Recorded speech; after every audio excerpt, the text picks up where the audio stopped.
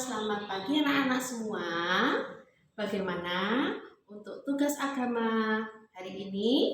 Tadi jam pertama kalian sudah belajar agama sama Ibu Valen. Untuk jam kedua ini kita akan belajar PKN. Sudah siap anak-anak? Silahkan kalian buka buku kalian, buku PR tema kalian di halaman 95. Sudah anak-anak? Baik. Pagi ini kita akan belajar tentang pentingnya melaksanakan tanggung jawab sebagai warga masyarakat. Itu ya anak-anak ya. Nah, tanggung jawab. Kalian mungkin sudah sering mendengar kata tanggung jawab. Nah, tanggung jawab itu berarti kesediaan dan kerelaan kita untuk menanggung akibat atau resiko dari yang kita lakukan. Itu ya anak-anak ya. Jadi tanggung jawab itu kesediaan dan kerelaan kita untuk menanggung akibat atau resiko dari segala sesuatu yang kita lakukan. Nah, ciri-ciri orang yang bertanggung jawab yang pertama, setia dan cinta terhadap tugas. Yang kedua, siap menanggung resiko atau akibat. Yang ketiga, tidak menyia-nyiakan kewajiban dan tugas jika diberi pekerjaan. Kemudian yang keempat, berani dalam menghadapi tantangan. Yang pertama, setia dan cinta terhadap tugas. Nah, misalnya seperti ibu, seorang pengajar, berarti ibu harus setia, harus cinta akan profesi yang Bu Guru lakukan. Dan Bu Tere juga harus punya rasa tanggung jawab terlebih terhadap kalian semua. Kemudian siap menanggung resiko. Apapun itu, hal-hal atau akibat itu berarti ibu atau kalian semua harus siap untuk mempertanggungjawabkan segala perbuatan yang kita lakukan. Kita tidak boleh lari dari tanggung jawab dengan berbagai alasan apapun. Tetapi yang terpenting kita harus berani mempertanggungjawabkan segala apa yang kita lakukan. Tidak menyia-nyiakan kewajiban dan tugas jika diberi pekerjaan. Kewajiban masih ingat? Berarti segala sesuatu yang harus kita lakukan. Itu ya. Yang keempat, berani dalam menghadapi tantangan. Berani atau siap sedia. Apapun itu, mau benar, mau salah, tetap harus siap, ya. Kemudian, manfaat apabila kita memiliki sikap tanggung jawab. Yang pertama, dihargai orang lain. Yang kedua, jarang melakukan kesalahan. Yang ketiga, dapat dipercaya. Yang keempat, meningkatkan peluang kesuksesan. Dan yang kelima, hasil kerja lebih memuaskan. Poin yang pertama, dihargai orang lain. Maksud dihargai orang lain, orang yang memiliki rasa tanggung jawab itu akan lebih bisa dipercaya oleh orang lain. Kemudian, jarang melakukan kesalahan. Ini yang dimaksud, orang yang bertanggung jawab akan lebih hati-hati, akan lebih teliti dalam memutuskan segala sesuatu. Kemudian, dapat dipercaya.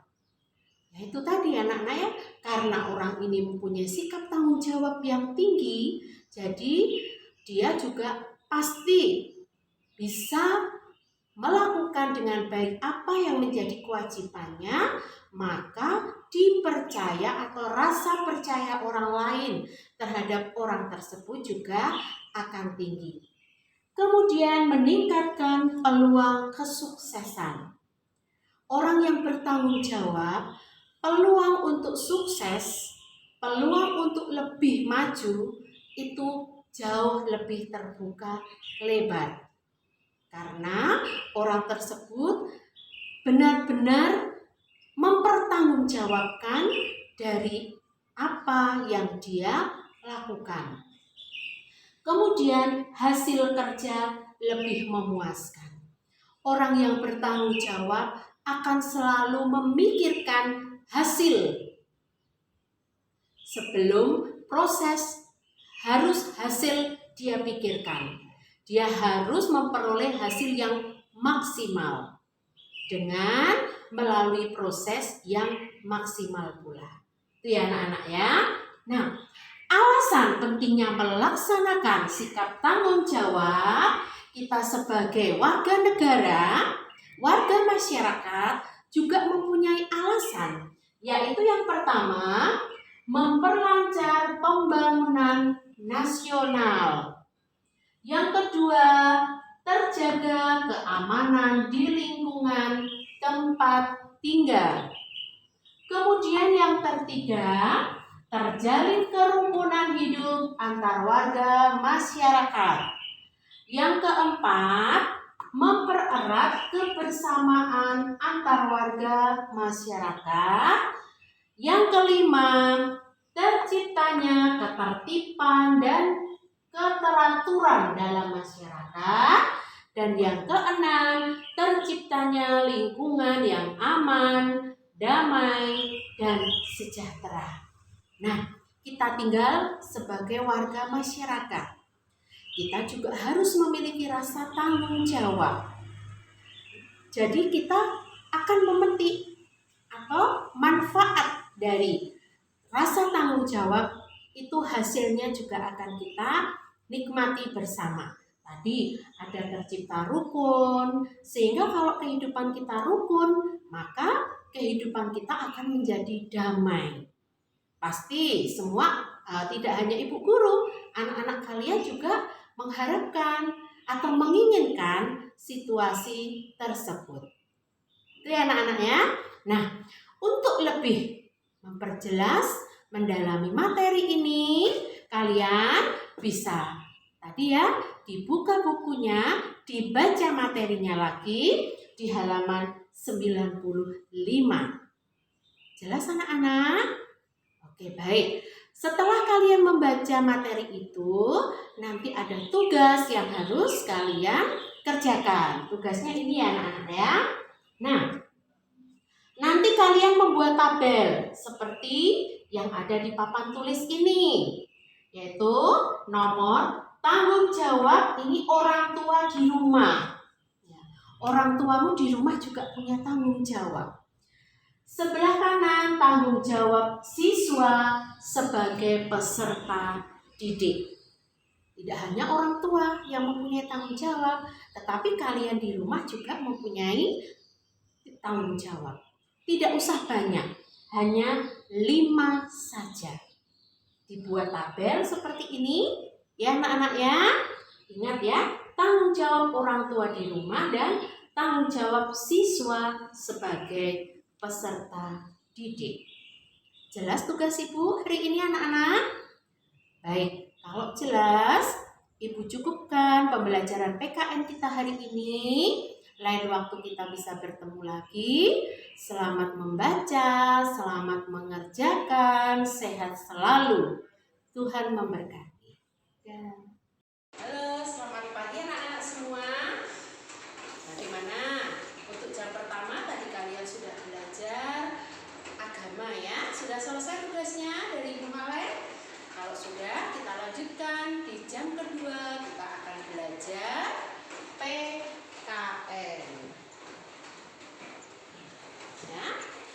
Pagi ini kita akan belajar PKN. Materi kita yaitu tentang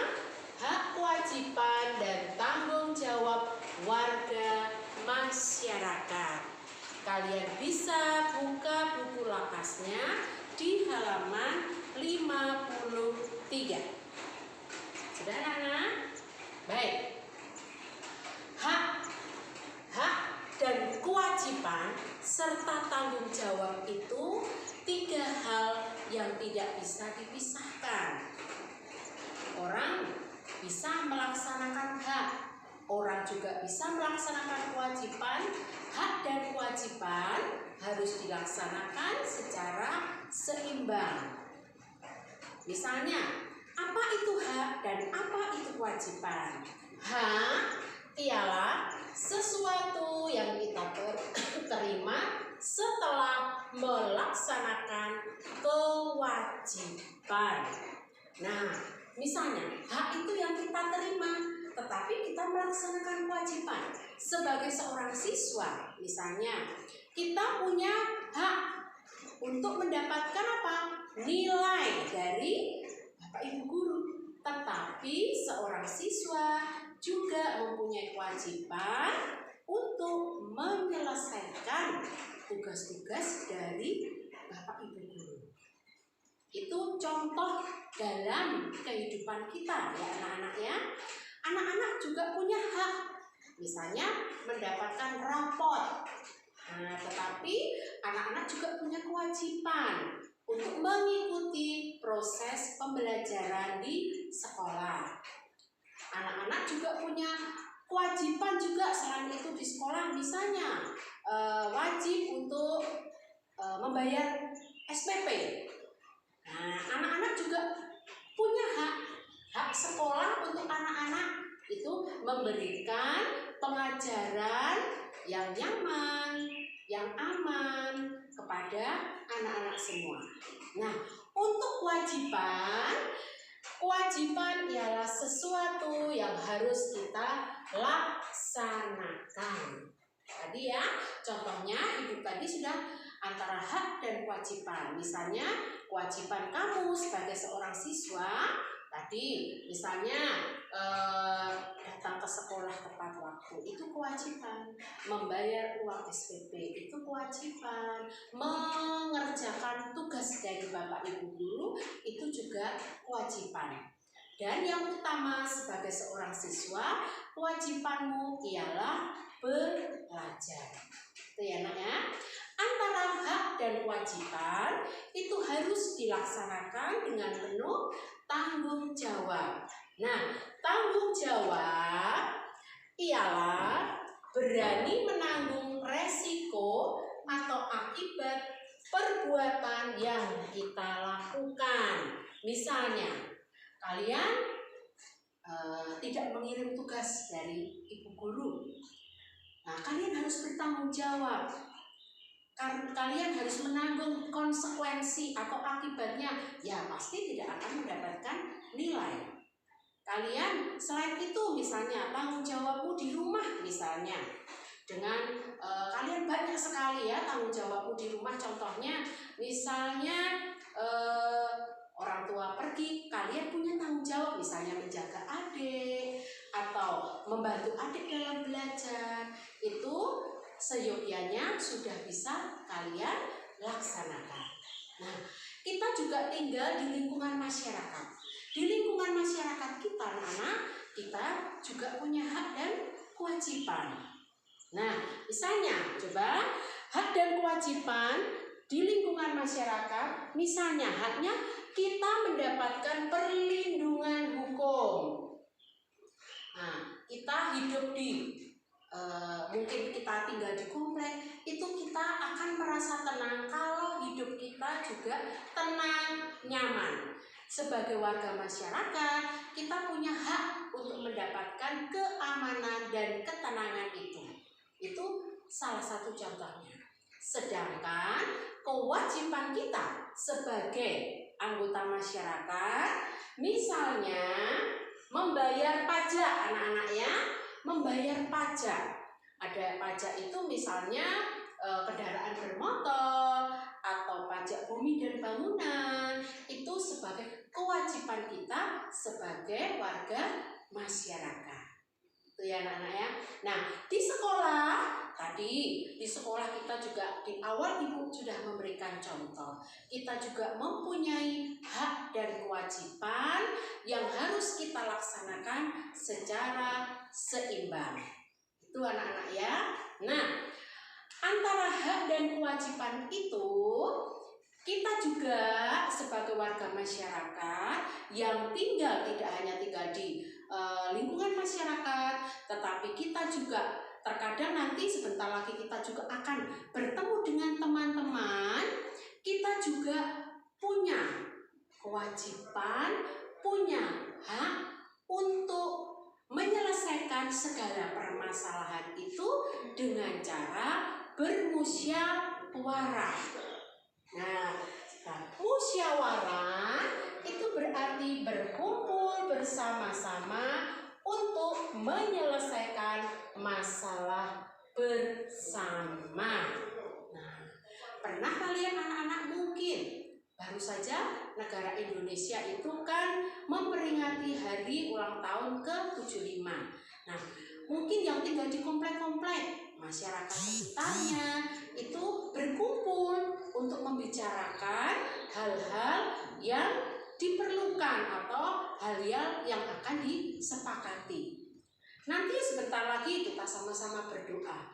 Kita di kelas juga akan misalnya bertemu dengan teman-temannya.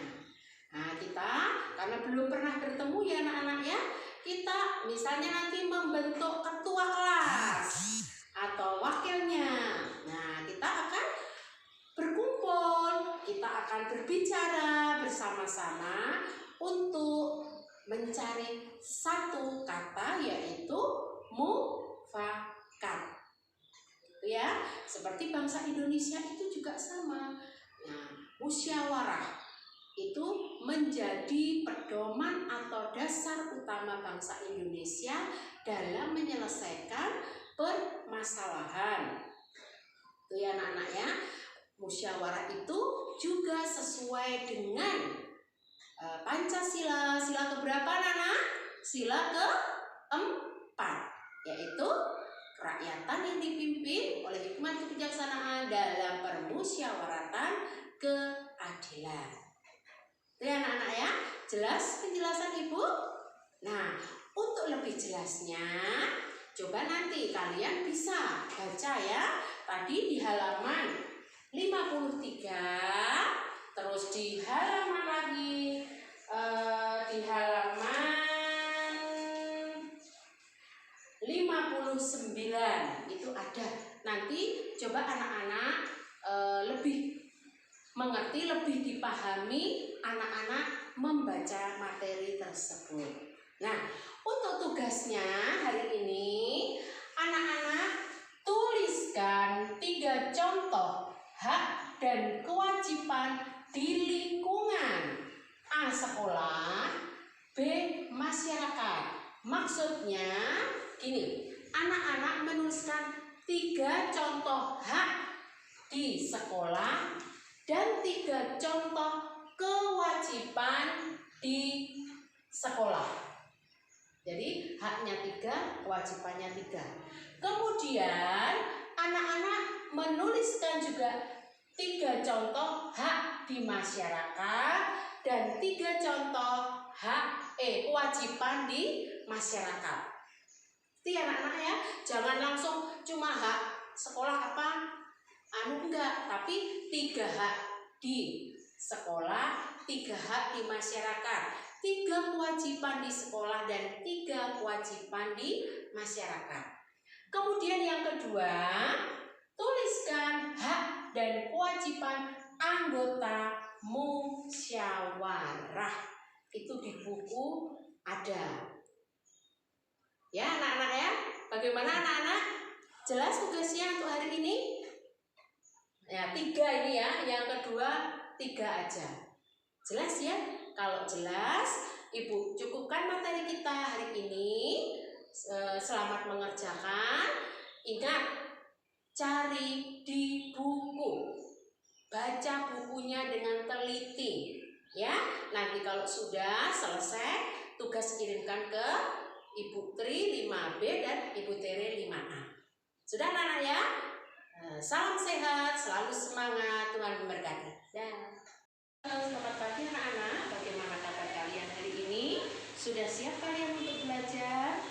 Hari ini hari Rabu tanggal 9 September di jam pertama kita akan belajar bahasa Indonesia.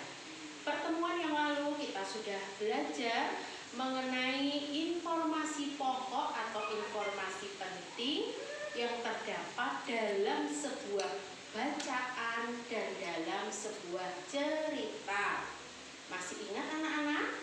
Cara mencari informasi pokok atau informasi penting itu bisa didapatkan dengan cara membuat pertanyaan menggunakan kata tanya apa, di mana, siapa, kapan, mengapa, dan bagaimana. Nah, pertemuan hari ini Ibu akan coba kalian buka buku PR tema kalian ya anak-anak di halaman 89. Nah, ini anak-anak ya. Di buku kalian di sini ada sebuah cerita. Cerita ini ada 4 panel ya, ada sebuah cerita. Nah, jelas anak-anak? Nah, untuk tugas kalian, coba sekarang kalian buatlah 3 pertanyaan dari gambar. Dari ini anak-anak ya, kalian membuat 3 pertanyaan. Boleh menggunakan kata tanya apa, siapa, di mana, kapan, mengapa, atau bagaimana. 3 saja, 3 kata tanyanya milih terserah anak-anak berdasarkan cerita yang ada di buku kalian. Tidak 6 ya anak-anak, tapi 3 saja. Itu tugas yang pertama. Kemudian tugas yang kedua, kalian buatlah cerita singkat dari gambar tersebut. Nah, kalau mengenai cerita singkat, anak-anak melihat gambar ini. Terus anak-anak silahkan membuat cerita singkat dari gambar ini. Misalnya, Bu, bolehkah 1 panel atau 1 kotak ini 3 kalimat? Silahkan. Ya, boleh. Anak-anak, jadi Bu Guru ulang. Tugas pertama, membuat 3 pertanyaan dari cerita ini. Boleh menggunakan kata tanya apa, siapa, di mana, kapan, mengapa, dan bagaimana. Kemudian tugas yang kedua, anak-anak membuat cerita singkat dari gambar di buku kalian ini. Bagaimana anak-anak, jelas untuk tugas bahasa Indonesia? Jelas ya, nanti kalau ada yang belum jelas bisa ditanyakan ke Ibu Tri atau ke Ibu Tere. Jadi untuk pembelajaran bahasa Indonesia hari ini, hari Rabu, Ibu cukupkan sekian. Selamat mengerjakan tulisannya yang baik, selalu sehat, Tuhan memberkati. Halo, selamat pagi. Bagaimana kabarmu hari ini, anak-anakku yang terkasih? Tentunya kalian semua pada sehat ya, dan harus selalu semangat ya. Walaupun belajar di rumah, tetapi kalian harus tetap semangat. Kalian harus selalu berdoa, semoga ditemukan vaksin dari COVID-19 sehingga kita nanti bisa cepat belajar bertatap muka di sekolah. Ya, pada hari ini, hari Senin, yaitu tanggal 31 Agustus 2020, kita tadi setelah kalian belajar bahasa Indonesia yang diberikan oleh Ibu Tere, kita akan lanjutkan dengan pelajaran IPA. Ya, untuk pelajaran IPA itu pada tema 2 itu belajar tentang sistem pernapasan, baik pada hewan maupun pada manusia. Nah, di dalam sistem pernapasan, baik pada hewan atau manusia itu memerlukan organ pernapasan. di mana fungsinya yaitu sebagai tempat pertukaran oksigen dan karbon dioksida. Nah, untuk sistem pernapasan pada hewan itu sudah kita pelajari ya. Jadi saya tidak akan mengulang kembali, tetapi akan saya lanjutkan yaitu tentang sistem pernapasan pada manusia. Nah, Ibu ingin mengingatkan kembali tentang sistem pernapasan manusia, itu udara yang masuk dan yang keluar itu melalui saluran pernapasan manusia. Nah, kalau bisa Ibu gambarkan itu skema sistem pernapasan manusia itu seperti ini, ya. Nah, udara masuk pertama kali itu melalui rongga hidung. Nah, di dalam rongga hidung, mungkin kalian masih ingat itu ada rambut-rambut halus dan juga ada selaput lendir yang berfungsi untuk menyaring kotoran dan debu-debu yang masuk bersama udara pernapasan.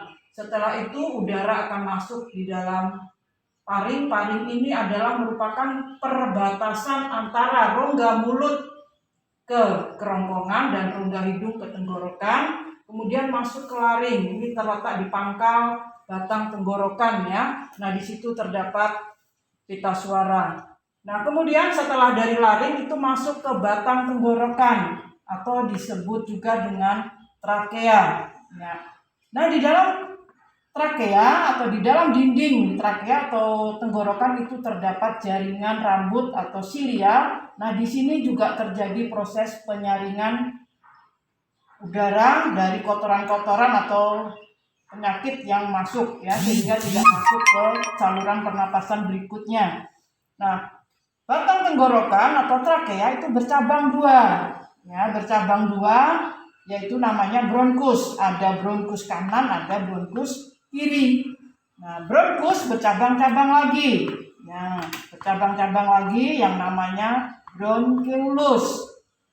Nah, pada bagian ujung dari bronkeolus itu terdapat alveolus. Ya, nah, bronkeolus dan alveolus itu terdapat di dalam paru-paru. Nah, paru-paru kita itu jumlahnya ada dua, ada paru-paru kanan dan ada paru-paru kiri. Nah, jadi kalau ditanya organ pernapasan pada manusia itu apa? Yaitu paru-paru. Tepatnya yaitu pertukaran oksigen dan karbon dioksida itu terjadi di alveolus. Ya. Nah, paru-paru letaknya di mana? Paru-paru letaknya di rongga dada. Nah, kemudian di dalam proses pernapasan itu kalau kalian masih ingat itu ada dua, yaitu pernapasan dada dan pernapasan perut. Nah, kalau pernapasan dada itu yang berperan adalah otot-otot antar tulang rusuk ya yang melindungi rongga dada kita. Kemudian yang melindungi paru-paru kita ya. Nah, kemudian ini pada pernapasan perut itu menggunakan diafragma. Jadi diafragma itu adalah selaput atau sekat antara rongga dada dan rongga perut dan ini berperan di dalam proses pernapasan perut.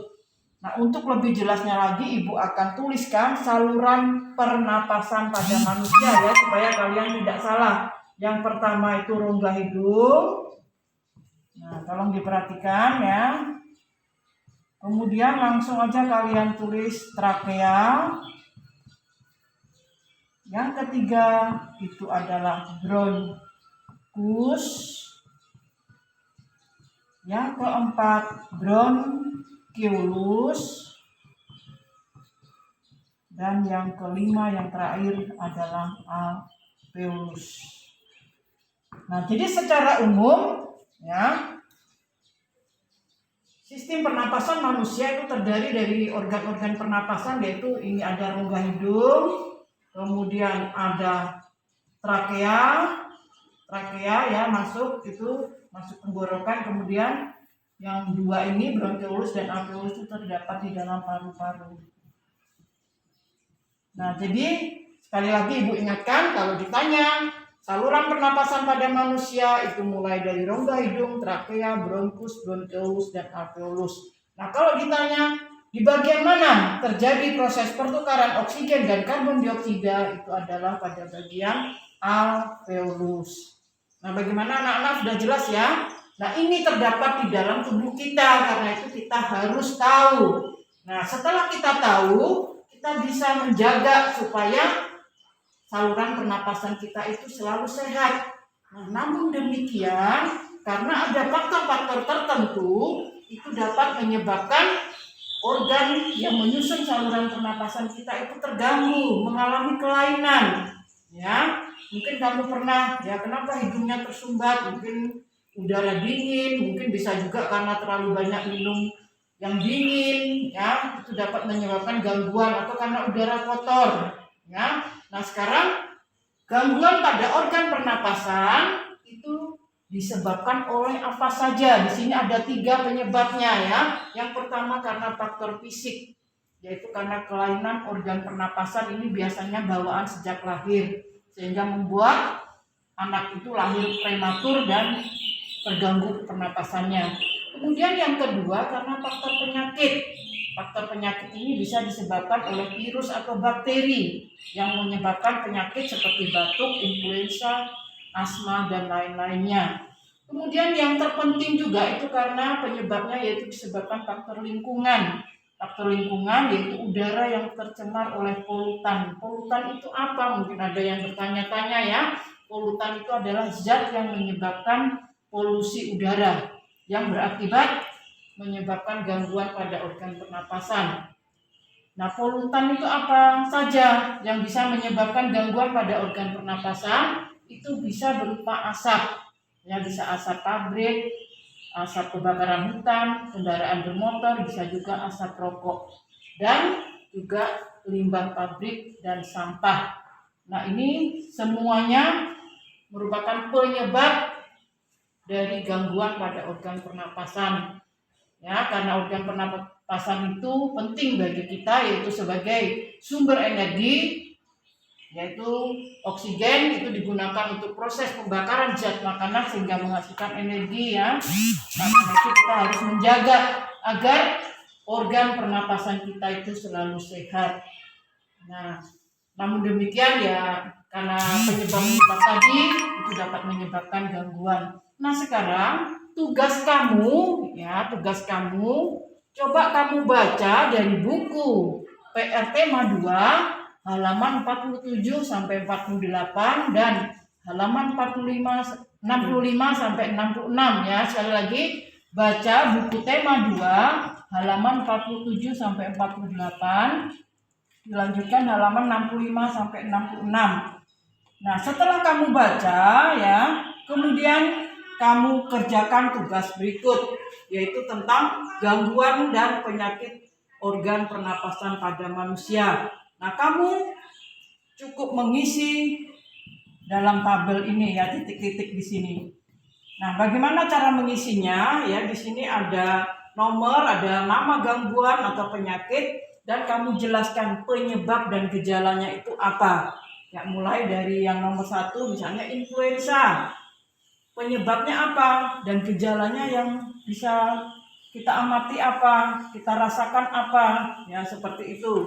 Dan dilanjutkan penyakit asma, emfisema, kanker paru-paru, TBC, bronkitis, faringitis, dan yang sekarang ini sedang booming ya, sedang melanda dunia itu adalah COVID-19 ya. Jadi nanti kalian cari penyebab dan gejalanya, kalian bisa membaca ya pada buku PR Tema 2, tetapi kalau kalian punya waktu bisa juga mencari informasi melalui internet. Ya, enggak apa-apa supaya kalian bertambah ilmunya. Ya, bagaimana anak-anak tugasnya? Sudah jelas?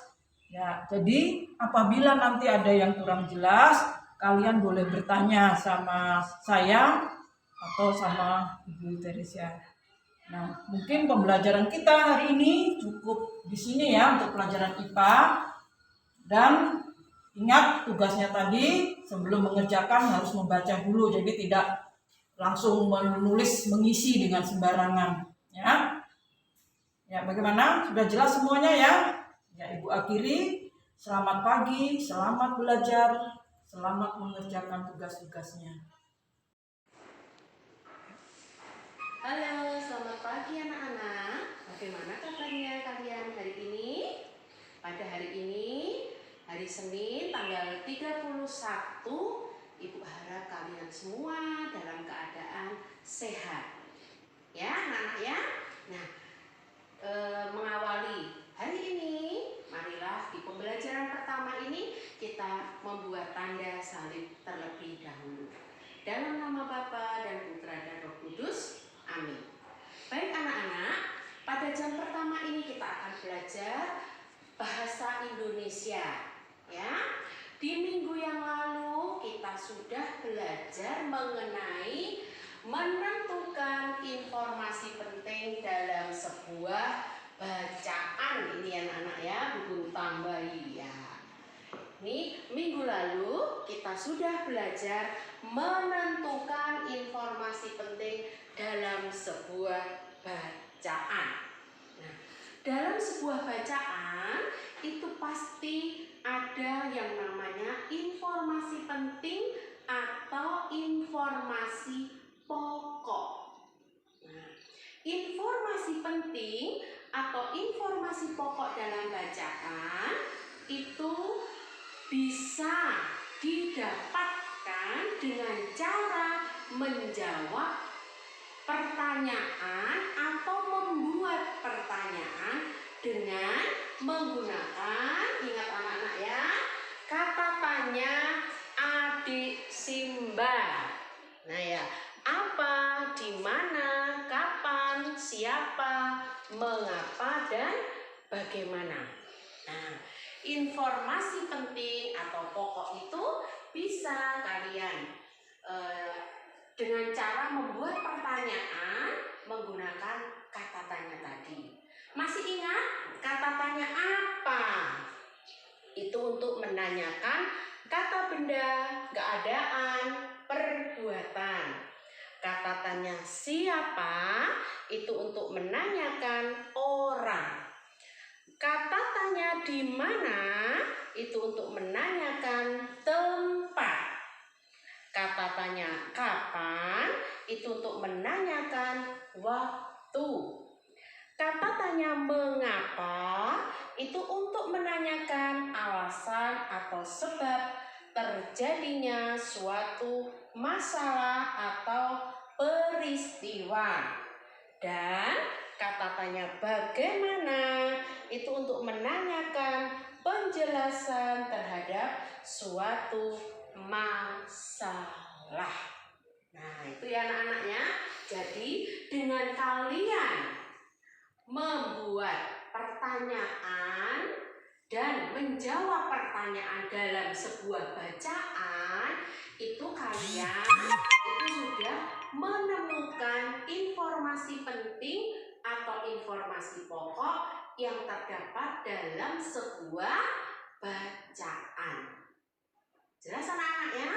Jadi sekali lagi, informasi penting atau informasi pokok itu dalam sebuah bacaan bisa kalian dapat dengan cara membuat pertanyaan dan menjawab pertanyaan dengan kata tadi adik Simba. Apa, di mana, kapan, siapa, mengapa, dan bagaimana. Itu ya anak-anak ya. Nah, untuk tugas kalian hari ini itu coba kalian perhatikan. Nah, tugas bahasa Indonesia hari ini kalian mengerjakan tugas mari beraktivitas 2 halaman 45 sampai 44 sampai 45, kerjakan soal nomor 3. Nah, coba perhatikan. Di buku PR tema kalian ini, nanti kalian buka bukunya halaman 45. Soal nomor 3, itu nanti kalian itu membuat pertanyaan, berdasarkan itu ada bacaannya dan jawabannya juga. Ya, jadi membuat pertanyaan menggunakan kata adik Simba tadi, sekalian membuat jawabannya. Jelas anak-anak ya? Jelas?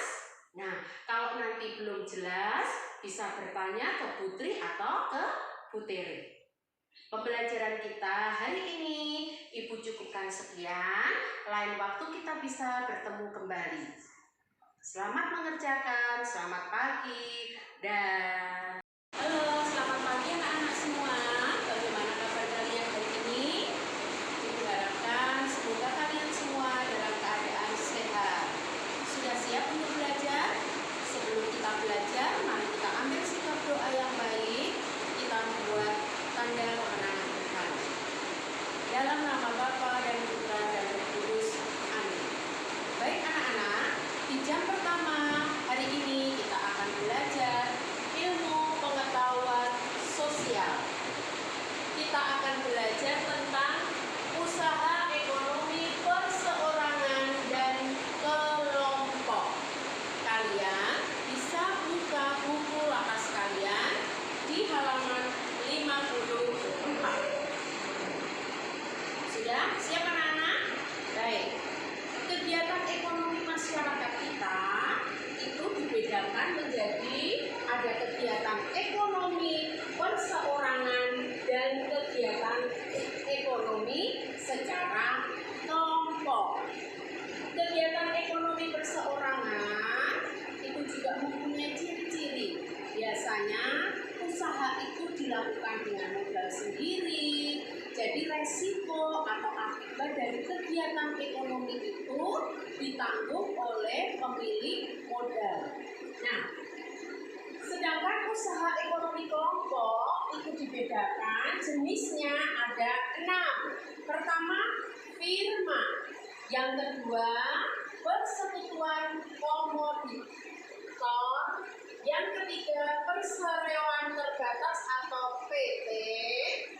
Yang keempat, badan usaha milik negara atau BUMN, badan usaha milik daerah BUMD, dan yang terakhir koperasi. Nah, yang pertama, firma itu adalah usaha ekonomi berbentuk perusahaan yang didirikan oleh sedikitnya 2 orang.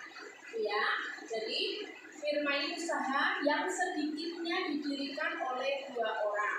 Sedangkan persekutuan komoditer itu persekutuan 2 orang atau lebih untuk mendirikan usaha bersama. Sedangkan PT atau perseroan terbatas itu perusahaan yang modalnya diperoleh dari penjualan saham. BUMN itu perusahaan yang seluruh modalnya dimiliki oleh negara. Sedangkan BUMD ini seluruh modalnya dimiliki oleh daerah. Dan yang terakhir, koperasi itu merupakan badan usaha yang didirikan kepentingan bersama dengan tujuan mensejahterakan anggotanya. Itu ya anak-anak ya. Nah, kemudian kegiatan ekonomi itu juga dibagi menjadi 3, yaitu kegiatan produksi, kegiatan distribusi, dan kegiatan konsumsi. Ini untuk kegiatan ekonomi ini kalian bisa buka bukunya di halaman 61. Nah, itu ya anak-anak ya. Jadi sekali lagi, untuk usaha ekonomi ini kalian bisa membaca kembali di buku kalian halaman 54. Dan kegiatan ekonomi ini bisa kalian membaca buku kalian di halaman 61. Pada pagi ini Ibu tidak menjelaskan secara detail, hanya poin-poinnya. Tujuannya supaya kalian membaca lebih teliti lagi, kalian tahu isinya lebih teliti lagi. Jadi Ibu harapkan pembelajaran IPS ini kalian aktif dalam membaca, menemukan apa yang akan Ibu tanyakan nanti pada di soalnya. Nah, untuk tugas kalian ini, tugas IPS nanti kalian membuat tabel seperti ini.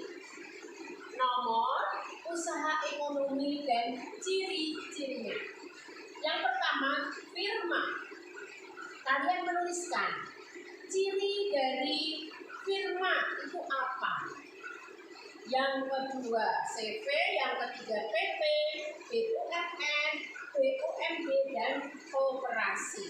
Kalian baca, kemudian kalian tuliskan ciri-ciri usaha ekonomi dari 6 usaha ekonomi ini. Dibuat tabel seperti punyaan ibu guru, ya anak-anak ya. Kemudian yang kedua, jelaskan perbedaan kegiatan produksi, distribusi, dan konsumsi. Nah, jadi hanya ada 2 tugas saja. Yang pertama tadi, guru ingatkan, kalian mencari ciri-ciri dari kegiatan ekonomi yang 6 tadi. Kemudian yang kedua, kalian menuliskan, menjelaskan perbedaan 3 kegiatan ekonomi yang ada, yaitu produksi, distribusi, dan konsumsi. Bagaimana anak-anak? Jelas untuk kegiatan kita hari ini? Ingat ya, sebelum mengerjakan, kalian harus baca materinya dengan teliti. Ya, kalau nanti ada yang perlu ditanyakan, bisa bertanya ke Putri atau ke Ibu Beri. Pembelajaran IPS kita hari ini dicukupkan sekian. Selamat membaca, selamat mengerjakan, tetap semangat, dan Tuhan memberkati. Ya. Halo, selamat pagi anak-anakku yang terkasih, siswa kelas 5A dan 5B. Bagaimana kabarmu? Saya yakin ibu percaya kalian pasti semua pada sehat ya, dan tetap semangat. Ya, pada hari ini setelah kalian mengerjakan soal ulangan agama, kemudian dilanjutkan dengan PKN, seharusnya hari ini kita belajar MAP. Tetapi untuk MAP, kalian tinggal melanjutkan tugas yang lalu, yaitu mengumpulkan uang receh di dalam botol. Bagaimana, sudah melakukan ya? Ya, itu dilanjutkan terus ya sampai akhir September. Nah, untuk mengganti MAP hari ini, saya akan memberikan pelajaran IPA ya. Pelajaran IPA. Pada minggu yang lalu dan sampai hari Senin kemarin kita sudah belajar bagaimana sistem pernapasan pada hewan dan manusia. Dan juga kita sudah belajar gangguan atau penyakit apa saja yang menyerang organ pernapasan manusia dan bagaimana cara mengatasinya. Nah, untuk hari ini karena kita semua bernapas ya, dan alat pernapasan atau organ pernapasan itu terdapat di dalam tubuh kita, kita tidak bisa melihat tapi kita hanya bisa melakukan, merasakan. Nah, untuk lebih mengerti bagaimana cara kerja dari alat atau organ pernapasan kita akan membuat model alat pernapasan manusia. Ya, gambarnya seperti ini ya. Nah, kalau kalian mau lihat itu contohnya bentuknya seperti ini. Nah, Ibu akan jelaskan bagaimana cara membuatnya ya. Nah, cara membuatnya itu terlebih dulu alat dan bahannya ya. Yang pertama yaitu kita ambil botol bekas air mineral ya, seperti ini. Ini botol le mineral yang kecil ya. Nah, kemudian bahan yang lainnya yaitu ada balon. Ya, untuk balon itu ada balon yang besar dan ada balon yang kecil. Kemudian ada karet gelang, ada juga plastisin, kalian mungkin sudah mengenal semuanya ya. Nah, kemudian perlu ini selang plastik yang seperti ini. Nah, kalau tidak ada selang plastik, kalian bisa memanfaatkan ini sedotan minuman ya, sedotan minuman. Tetapi pilih yang paling besar, kemudian yang agak keras ya. Nah, kemudian alat yang diperlukan itu gunting yang perlu kalian siapkan, kemudian lakban. Nah, sekarang bagaimana cara membuatnya ya, dan apa peran dari masing-masing bahan tersebut. Nah, kita ambil dulu botol air mineral ya. Nah, botol ini berperan sebagai rongga dada. Ya, kita buka ya. Kemudian kita buka tutupnya. kita potong bagian bawahnya ya, kita bagian bawahnya. Nah, untuk memotong ini kalian bisa minta bantuan orang tua ya. Kemudian langkah kedua, kita ambil tutupnya. Kita ambil tutup botol, kemudian kita beri lubang. Nah, ini juga menggunakan gunting ya, seperti ini. Jadi nanti kalian bisa minta tolong orang tuanya ya. Nah, setelah ini kemudian kalian putar-putar seperti ini. Kemudian kita ambil ini ya. Kita potong selang plastik mungkin sekitar 10 cm ya. Kemudian sebelum kita masukkan ke dalam tutup botolnya, pada bagian ujungnya kita ambil balon ya, balon yang kecil. Nah, kemudian kita masukkan seperti ini, kemudian kita ikat ya, diikat supaya tidak ada udara yang masuk dari luar ke balonnya. Nah, setelah kita ikat, kemudian kita masukkan ya, mungkin bentuknya seperti ini. Nah, kita masukkan ke dalam tutup botol. Jadi bentuk seperti ini. Setelah itu kemudian kita masukkan di dalam botolnya sini ya. Nah, kita tutup seperti ini. Kemudian bagian tutupnya ini kita beri lakban. Ya, ambil lakban, boleh yang putih, boleh juga yang hitam seperti ini ya. Kemudian nanti akan bentuknya seperti ini ya. Ini saya kasih lakban putih. Kemudian bagian atasnya ya, supaya tidak ada udara yang masuk, kita kasih plastisin. Ya, setelah dikasih plastisin, langkah berikutnya yaitu kita ambil balon yang besar. Ya, kita ambil balon yang besar, kemudian kita potong. Kira-kira bagian sini ya, setengahnya begini. Ya, kita potong. Setelah kita potong, kemudian kita masukkan pada bagian bawah dari botol air mineral tadi. Nah, kemudian supaya lebih kencang lagi, kita beri lakban di sininya. Nah, akhirnya nanti bentuknya seperti ini. Ya. Nah, setelah berbentuk seperti ini namanya model pernapasan pada manusia. Ya. Nah, sekarang bagaimana cara kerja dari model organ pernapasan pada manusia? Yaitu seperti ini. Kita tarik ya balon sebagai balon yang terletak di bawah ini ya. Kemudian balon ini berfungsi sebagai diafragma. Nah, pada saat balon ini kita tarik ke bawah, nah kalian amati paru-parunya mengembang ya, sehingga udara saat itu masuk ke dalam paru-paru. Nah, pada saat diafragma atau balon kita lepaskan, maka udara akan keluar dari paru-paru sehingga paru-paru kita mengempis. Nah, itulah cara kerja dari alat ini. Nah, apa yang harus kalian lakukan setelah kalian mengamati bagaimana cara membuat model organ pernapasan pada manusia, kemudian juga bagaimana cara kerjanya. Nah, saya beri tugas ya, membuat model alat pernapasan pada manusia seperti ini. Tentunya kalian semua sudah jelas ya, sudah tahu bagaimana langkah-langkahnya. Nah, setelah itu kalian belajar bagaimana cara kerja dari model pernapasan manusia ini. Kemudian kalian presentasikan ya. Nah, itu nanti kalian video. Nah, itulah nanti yang dikirimkan ke Ibu atau ke Ibu Tere untuk kelas 5A. Nah, bagaimana anak-anak? Jelas ya?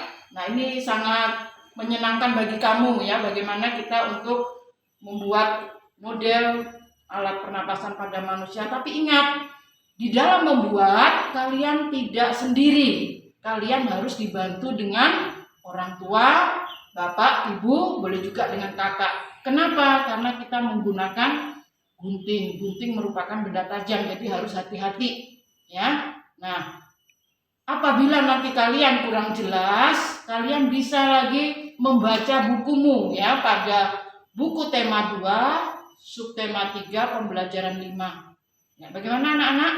Sudah jelas ya? Ya, kalau sudah jelas, nanti kalian buat dan kalian presentasikan, kemudian di video. Ya, selamat pagi. Tuhan Yesus memberkati. Halo, selamat pagi anak-anak. Bagaimana kabar kalian hari ini? Ibu harap kalian semua dalam keadaan sehat. Sudah selesai jam pertama tadi kita pembelajaran IPA. Sudah selesai tugas dari Putri? Kita lanjutkan untuk pembelajaran yang kedua hari ini, yaitu bahasa Indonesia. Hari ini kita akan belajar tentang informasi penting dalam bacaan. Sekalian anak-anak bisa membuka buku temanya di halaman 85. Sudah anak-anak? Baik. Informasi penting atau informasi pokok dari bacaan dapat ditemukan dengan cara mengajukan pertanyaan terkait bacaan. Minggu lalu atau 2 minggu yang lalu kita sudah belajar tentang informasi penting atau informasi pokok yang terdapat dalam sebuah bacaan. Masih ingat anak-anak?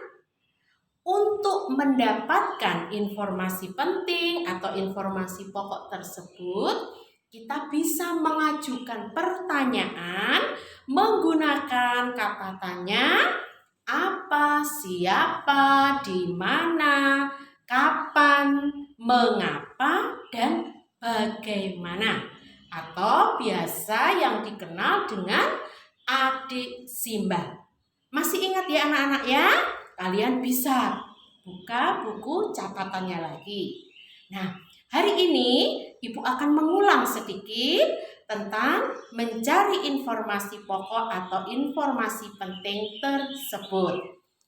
Nah, ini tadi ya, pertanyaan yang diajukan meliputi apa, siapa, kapan, di mana, mengapa, dan bagaimana. Nah, selain itu, dalam informasi penting atau informasi pokok, tidak hanya dalam sebuah bacaan. Informasi penting itu juga ada dalam sebuah cerita atau dalam sebuah cerita, dalam sebuah bacaan, itu ya anak-anak. Nah, dalam sebuah cerita, informasi itu juga mengandung unsur-unsur intrinsik, unsur-unsur dari dalam. Unsur-unsur intrinsik dalam sebuah cerita itu tokoh, latar. Tokoh itu berarti subjeknya ya anak-anak ya. Latar itu berarti tempat terjadinya, bisa latar waktu, latar tempat, atau latar suasana. Kita sudah belajar itu juga ya. Kemudian konflik atau permasalahan, tema, dan amanat atau pesan yang ada dalam cerita tersebut. Nah, untuk menjawab pertanyaan, untuk mencari unsur-unsur dalam sebuah cerita tadi sama, memerlukan kata tanya, yaitu apa, di mana, kapan, siapa, mengapa, dan bagaimana. Misalnya, mau mencari latar tempat cerita itu terjadi, berarti menggunakan kata tanya apa? Di mana? Itu ya anak-anak ya. Nah, mau mencari tokoh dalam cerita itu berarti menggunakan kata tanya siapa. Itu ya anak-anak ya. Jadi, Bu Guru ulang. Informasi penting dalam cerita itu, dalam cerita ya anak-anak ya, itu ada unsur-unsur ceritanya. Sama untuk mengetahui, untuk mencari, itu memerlukan kata tanya adik simbah tadi. Selanjutnya, dalam mencari informasi penting, baik dalam bacaan maupun dalam cerita, diperlukan juga anak-anak berdiskusi dengan teman. Tetapi saat ini karena kondisi kita tidak memungkinkan kamu untuk berdiskusi dengan teman, maka kalian bisa mengajak mungkin mama atau papanya, atau kalau belum tahu bisa nanti ditanyakan ke ibu guru. Nah, dalam diskusi dengan teman atau berdiskusi itu bertukar pikiran. Itu ya, harus juga memperhatikan hal-hal yang baik ya nak ya, dengan sikap yang baik, yang sopan, tidak menyela atau memperhatikan juga tata krama. Kita juga harus mendengarkan pendapat atau ide dari temannya. Itu ya anak-anak ya. Nah, jadi tadi pembelajaran kita hari ini, selain Bu Guru mengulang lagi 2 minggu yang lalu tentang informasi pokok, informasi penting, juga ada tentang mencari atau menemukan ini ya anak-anak ya, pertanyaan yang harus digunakan untuk menemukan unsur-unsur dalam sebuah cerita. Jelas anak-anak? Nah, kalau jelas, tugas kalian hari ini ya, tugas bahasanya mengerjakan penilaian akhir subtema 3 halaman 114 bagian A, B, dan C. Itu anak-anak ya. Jadi pembelajaran kita hari ini untuk bahasa Indonesia Ibu cukupkan sekian. Seandainya ada yang belum dipahami, anak-anak bisa menghubungi ibu atau Putri. Jelas anak-anak ya? Selamat mengerjakan, selamat membaca, salam sehat, Tuhan memberkati. Selamat pagi, salam sehat untuk kita semua, anak-anak yang terkasih. Setelah kalian belajar IPS, ya, akan kita lanjutkan dengan pelajaran PLH. Nah, pada minggu-minggu yang lalu kita sudah belajar, yaitu pelajaran yang pertama tentang tanaman obat. Ya. Nah, sekarang kita lanjutkan pelajaran yang kedua, yaitu tentang hidup sederhana. Nah, tentunya kalian sudah membaca buku ya, membaca buku pelajaran yaitu dari halaman 42 sampai 49. Jadi sebelum kalian mengikuti pelajaran ini, ya coba kalian baca dulu materinya dari halaman 42 sampai 49. Yaitu akan dibahas tentang pola hidup sederhana. Nah, di dalam pola hidup sederhana itu ada 2 pokok bahasan yang akan kita pelajari. Yang pertama yaitu tentang kebutuhan hidup manusia dan perilaku hidup sederhana. Nah, kita masuki aja, kita lanjutkan pelajaran yang dari pokok yang pertama yaitu kebutuhan hidup manusia.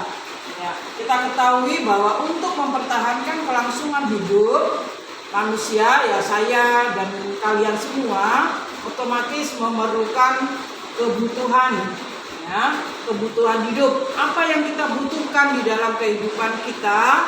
Mungkin ya, kalau saya bisa berdiri di kelas ini dalam keadaan sehat, nah untuk supaya saya tetap sehat, apa yang saya butuhkan?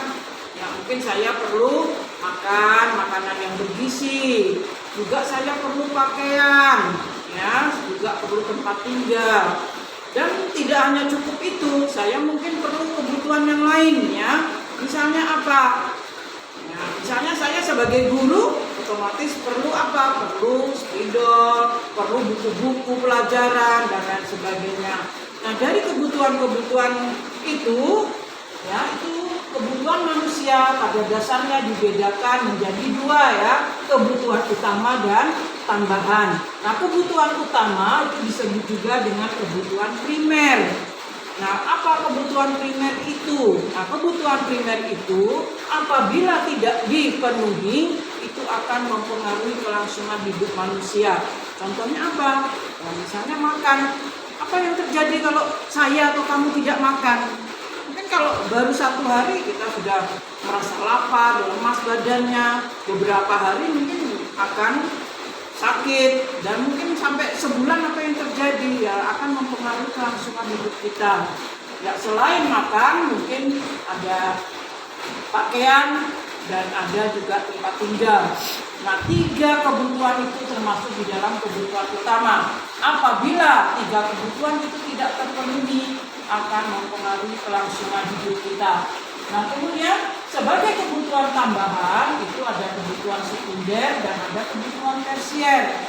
Nah, apa itu kebutuhan tambahan? Ya, kebutuhan tambahan itu apabila tidak dipenuhi itu atau ditunda pemenuhannya tidak mempengaruhi kelangsungan hidup manusia. Contohnya ya, kalian misalnya yang rumahnya dekat sekolah, misalnya sekitar 500 meter dari sekolah, nanti memerlukan sepeda. Nah, tetapi kan tidak harus, kalau tidak ada sepeda, kalian bisa ke sekolah dengan jalan kaki ya, supaya tubuhnya sehat. Nah, itu dimaksud dengan kebutuhan sekunder atau kebutuhan tambahan. Nah, kalau tersier itu apa? Kebutuhan tersier itu adalah kebutuhan akan barang-barang mewah yang harganya mahal, misalnya mobil, ya. Kemudian misalnya ada laptop yang harganya mungkin di atas 5 juta dan seterusnya yang tidak semua orang bisa membeli, ya. Dan orang membeli apabila kebutuhan primer dan sekundernya terpenuhi, baru dia membeli kebutuhan tersiernya. Nah, kemudian selain kebutuhan utama dan tambahan, ada lagi kebutuhan yang juga harus terpenuhi. Misalnya kebutuhan akan rasa aman, rasa ingin dihargai, rasa ingin dihormati, rasa ingin diperhatikan dan dipuji.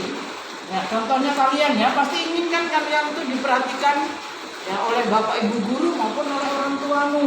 Nah, itu juga harus dipenuhi ya. Nah, namun demikian ada ya di masyarakat kita kadang supaya dipuji orang, dihormati orang, dia menggunakan barang atau apa yang dimilikinya itu untuk hal-hal yang tidak penting, ya, supaya dia dihargai. Contohnya apa? Misalnya di rumah sudah punya pakaian 1 lemari penuh, ya, tapi dia tetap membeli terus baju-baju yang bagus dengan tujuan apa? Hanya dipajang. Nah, itu kan hal yang tidak perlu sebenarnya, ya. Nah, untuk itu kita harus hidup sederhana. Nah, apa maksud hidup sederhana? Ya, yang pertama, menggunakan barang atau sumber daya alam sesuai kebutuhan. Contohnya misalnya di rumah kita menggunakan listrik. Nah, untuk supaya kita berhemat, kita hidup sederhana, kita menggunakan sesuai kebutuhan. Misalnya apa? Kalau di siang hari, ya udara cerah, ada cahaya matahari, kita tidak perlu lagi menyalakan lampu. Nah, itu salah satu contoh hidup sederhana ya. Kemudian hidup sederhana itu sama dengan hidup hemat. Artinya tidak berlebihan dalam mengkonsumsi sesuatu. Contohnya apa? Bagi kalian anak sekolah, misalnya sudah punya 2 pulpen, untuk apa kita beli lagi? Ya, itu sama saja dengan kita boros, ya, artinya tidak memanfaatkan dengan benar. Nah, untuk itu kita harus bisa memiliki pola hidup sederhana. Contohnya apa sih? Apa sih pola hidup sederhana itu? Yaitu merencanakan sebelum mengambil keputusan untuk mengkonsumsi sesuatu. Contohnya ya, saat misalnya seorang ibu ingin ke pasar berbelanja. Nah, bagaimana supaya memenuhi pola hidup sederhana supaya tidak boros? Ya, langkah-langkah yang harus kita lakukan atau yang dilakukan oleh ibu tersebut harus mencatat dulu barang-barang apa saja yang diperlukan yang akan dibeli. Ya, jadi tidak semuanya dibeli, nanti uangnya habis ya. Nah, untuk keperluan yang lain akhirnya terganggu. Nah, kemudian juga menawar. Apabila belanja di pasar tradisional, itu ya paling tidak kan kita bisa menawar harganya ya, supaya kita bisa membeli harga yang tepat sesuai dengan mutu barang itu. Ya. Nah, untuk memperdalam materi ini, setelah kalian mendengarkan penjelasan ibu dan membaca buku halaman 42 sampai 49, coba kalian kerjakan tugas berikut ini. Ya, ini ada 3 soal yang harus kalian kerjakan. Ya, kalian bisa baca sendiri, bisa lihat ya. Nah, kemudian dikerjakan. Apabila ada yang kurang jelas baik dari penjelasan maupun tugas-tugas ini, kalian bisa tanya saya dan bisa juga tanya dengan Tere. Ya, bagaimana? Sudah jelas ya? Ya, selamat pagi, selamat mengerjakan. Selamat pagi anak-anak. Ya, pada hari ini yaitu hari Sabtu tanggal 5 September 2020, setelah kita belajar komputer, kita lanjutkan pelajaran SBDP ya. Masih semangat kan? Ya. Nah, untuk hari ini kita masih akan membahas tentang pola lantai. Nah, apa itu pola lantai? Tentunya kalian masih ingat pengertiannya apa? Ya, pola lantai adalah garis di lantai yang dilalui penari saat melakukan gerak tari. Nah, garis di lantai atau yang membentuk pola lantai tadi bisa yang dilalui oleh seorang penari, bisa juga dibentuk oleh formasi penari kelompok. Kalau seorang penari berarti penarinya hanya satu, sedangkan kalau penari kelompok berarti lebih dari dua. Nah, untuk garis di lantai yang dilalui oleh seorang penari itu bisa bentuknya bisa vertikal, itu maju mundur, horizontal ke kanan dan ke kiri, melingkar yaitu membentuk lingkaran, dan bisa juga diagonal yaitu serong kanan dan serong kiri. Nah, untuk yang garis di lantai yang dilalui oleh formasi penari kelompok itu bisa berbentuk horizontal ya, dari kanan ke kiri, vertikal dari depan ke belakang, kemudian zigzag, kemudian melengkung ke depan atau ke belakang, dan lingkaran. Nah, untuk hari ini tugasnya kita tidak belajar tentang teori ya, karena kemarin sudah tentang pola lantai gambarnya ya. Nah, sekarang kita mau praktek. Nah, prakteknya yaitu kalian ya akan diberi tugas untuk membuat gerakan tari dengan iringan lagu anak-anak yang sangat terkenal yaitu Kupu-Kupu yang Lucu. Nah, bisa menari secara tunggal atau sendiri, bisa juga berkelompok, tetapi berkelompok di sini kalian tidak bersama teman-teman ya, teman-teman satu kelas, tetapi bisa dibantu oleh adik, kakak, orang tua, misalnya bapak, ibu, tante, om, dan sebagainya ya, yang ada di rumah. Nah, minimal tarian tersebut menggunakan dua pola lantai. Jadi misalnya kalian gabung, mungkin ada vertikal, kemudian horizontal, melingkar, diagonal, dan lain sebagainya ya, sesuai dengan yang kita pelajari tadi. Nah, tarian tadi itu dalam bentuk video. Nah, waktunya cukup lama ya, ada 2 minggu, dan batas akhir pengiriman video yaitu tanggal 26 September 2020. Nah, kalau kalian mengalami masalah ya dalam hal praktek ini, kalian bisa bertanya nanti ya sama ibu atau sama Bu Tere ya, dan kalian bisa kok bekerja sama dengan keluarga ya. Nah, bagaimana? Tugasnya sudah jelas ya. Nah, jadi ibu beri waktu cukup lama yaitu sekitar 2 minggu. Jadi bisa kalian rancang dulu tariannya, kemudian kalian praktekkan. Kemudian setelah yakin mantap, bagus, indah, bisa langsung kalian videokan dan dikirim ke guru. Ya, bagaimana? Jelas ya tugasnya? Ya, selamat belajar. Ya, selamat pagi. Anak-anak yang terkasih, kelas 5A dan kelas 5B. Selamat pagi, selamat bertemu kembali pada hari ini yaitu hari Rabu tanggal 2 September 2020. Ya. Sudah siap kan kalian untuk belajar? Ya, kalau sudah siap, marilah kita awali pertemuan hari ini dengan berdoa. Sikap duduknya yang baik ya. Ya. Dalam nama Bapa dan Putra dan Roh Kudus. Amin. Baiklah anak-anak, untuk hari ini kita awali pelajaran kita yaitu pelajaran matematika. Nah, untuk pelajaran matematika pada minggu-minggu yang lalu kita sudah belajar tentang penjumlahan, pengurangan, perkalian, dan pembagian pecahan ya secara sendiri-sendiri. Nah, sekarang bagaimana kalau operasi hitung tadi itu kita gabungkan ya. Jadi pengerjaan operasi hitung campuran pecahan. Nah, untuk mengerjakan operasi hitung campuran pecahan, itu ada 4 hal yang perlu kalian perhatikan. Yang pertama yaitu operasi hitung dalam tanda kurung itu harus dikerjakan terlebih dahulu. Kalau tidak ada kita langsung lanjutkan ya. Kemudian yang kedua, operasi hitung perkalian dan pembagian dikerjakan terlebih dahulu daripada operasi penjumlahan dan pengurangan.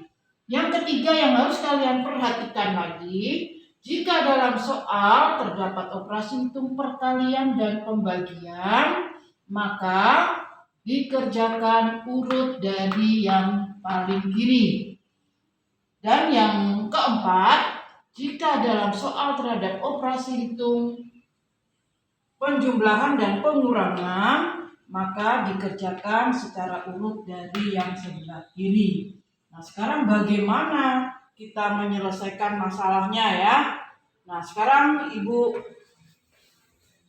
kasih contoh ya, contoh soal. Yang pertama, 3/4 dikali 22/5 dibagi 3/2. Itu hasilnya berapa? Nah, di sini ada 2 operasi hitung, yaitu perkalian dan pembagian. Nah, tadi kalian masih ingat kan bagaimana caranya kalau perkalian dan pembagian terdapat dalam satu soal, berarti kita kerjakan dulu mulai dari urut dari yang paling kiri. Nah, berarti kita kerjakan dulu, kita kerjakan atau kita kalikan dulu 3/4 dikali 22/5. Ya, baru nanti hasilnya kita bagi dengan 3/2. Nah, sekarang kalau ada perkalian seperti ini kan pecahan campuran ya, jadi harus kita jadikan dulu pecahan biasa. Nah, 3/4 pecahan biasanya yaitu 3 kali 4 tambah 3 itu sama dengan 15, jadi 15/4 dikali 2 kali 5 10 tambah 2 berarti 12 ya, betul. Langsung aja kita tulis ya seperti ini. Nah, kita kerjakan dulu yang dari yang paling kiri. Ya, di sini 15/4 dikali 12/5. Bagaimana caranya? Nah, kalau kita pakai cara cepat, cara cerdasnya, di sini ada yang bisa kita sederhanakan, yaitu 5 dan 15. Sama-sama dibagi 5, ya betul. Nah, 5 bagi 5 itu 1, 15 dibagi 5 itu 3, ya betul. Nah, ini ada 12 dan 4 ya, pembilangnya 12, penyebutnya 4. Bisa kita sederhanakan, sama-sama dibagi 4 ya, 4 bagi 4 1, 12 bagi 4 3. Nah, jadi yang tersisa adalah 3 dikali 3 dibagi 1 dikali 1, kemudian kita tulis dibagi 3/2. Nah, sekarang tinggal kita kalikan. Ya, jadi 9/1 dibagi 3/2. Nah, tentunya kalian masih ingat ya, kalau ada pembagian pecahan seperti ini, yaitu dijadikan perkalian dengan mengalihkan ya bilangan yang dibagi dikalikan dengan kebalikan dari bilangan pembagi. Jadi dikali 2/3. Nah, berapa ini hasilnya? 3 dan 9 bisa disederhanakan, sama-sama dibagi 3. Ya, betul ya. 3 bagi 3 1, 9 bagi 3 3. Jadi yang tersisa sama dengan 3 dikali 2 per 1 dikali 1. Jadi sama dengan 6/1. 6 dibagi 1 sama dengan 6. Jadi hasilnya sama dengan 6.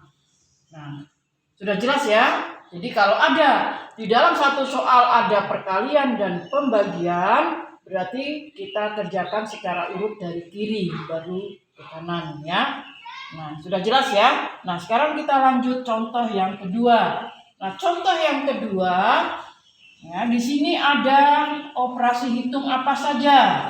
Nah, ada penjumlahan, ada pembagian, ada pengurangan. Nah, kita lihat, kita ingat ya konsepnya tadi, ada hal yang perlu diperhatikan ya. Jadi di dalam satu soal itu ada pembagian, ada penjumlahan, ada pengurangan. Jadi yang kita kerjakan yang mana dulu?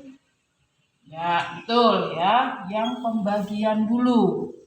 Nah, jadi caranya ya, 3/1/2 ditambah 1/3/4 dibagi 1/2. Kita jadikan yang pecahan campuran, jadikan pecahan biasa. Jadi di sini 7/4 dibagi 1/2, kemudian dikurang 2/5.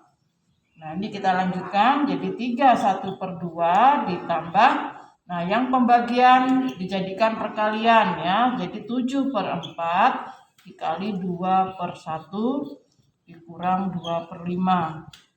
Nah, kemudian 4 dengan 2 ya sama-sama dibagi 2. Yang 2 dibagi 2 1, 4 dibagi 2 2. Jadi yang tersisa 3/1/2 ditambah 7/2 dikurang 2/5.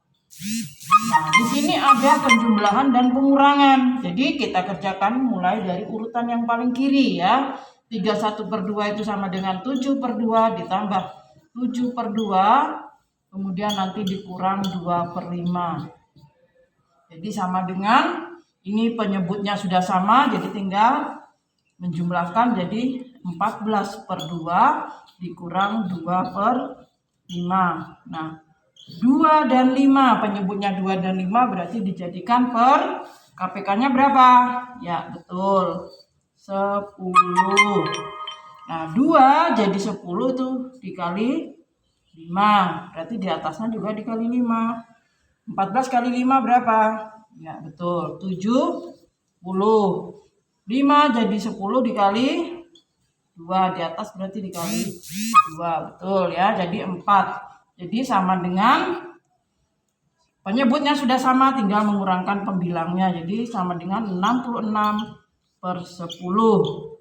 Karena pembilangnya lebih besar daripada penyebut, maka kita jadikan pecahan campuran ya. Hasilnya sama dengan 66/10. 6 dan 10 bisa disederhanakan, sama-sama dibagi 2. Jadi hasilnya sama dengan 6/3/5. Ya, nah sudah mengerti ya. Sangat mudah kalau kita memahami konsep yang pertama tadi ya. Di dalam mengerjakan itu ada urutannya dan ada yang harus kita perhatikan. Nah, sekarang untuk memahami materi ini, coba kalian kerjakan nanti latihan soal ya. Latihan soalnya ada 4. Nah, bisa kalian catat, kalian cermati. Di dalam mengerjakan perlu diperhatikan operasi hitung apa saja yang terdapat di dalam soal ini ya. Dari situ kita ingat pesan yang tadi, yang awal tadi ya, konsep yang awal tadi. Nah, baru kita selesaikan ya. Bagaimana, jelas ya tugasnya ya anak-anak ya? Ya, kalau sudah jelas, pertemuan kita hari ini cukup sampai di sini ya. Nanti kita akan lanjutkan pelajaran bahasa Indonesia ya. Selamat belajar, selamat pagi. Selamat pagi anak-anak, selamat bertemu kembali pada pagi ini, yaitu pada hari Jumat tanggal 4 September 2020 ya. Pada pagi ini kita nanti akan belajar matematika. Sebelum belajar, marilah kita berdoa dulu ya dengan membuat tanda salib. Dalam nama Bapa dan Putra dan Roh Kudus. Amin. Ya, baiklah anak-anak, kita akan lanjutkan pelajaran matematika kita. Pada pertemuan yang lalu kita sudah belajar tentang perkalian dan pembagian pecahan. Nah, tentunya kalian sudah menguasai ya bagaimana cara mengalihkan dan membagi pecahan, baik pecahan biasa, pecahan campuran maupun pecahan desimal.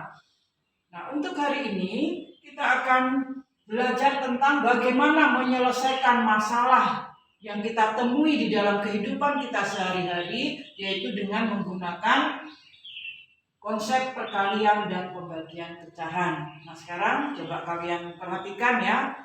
Ada dua contoh soal, ya, soal yang berkaitan dengan kehidupan kita sehari-hari. Soal yang pertama,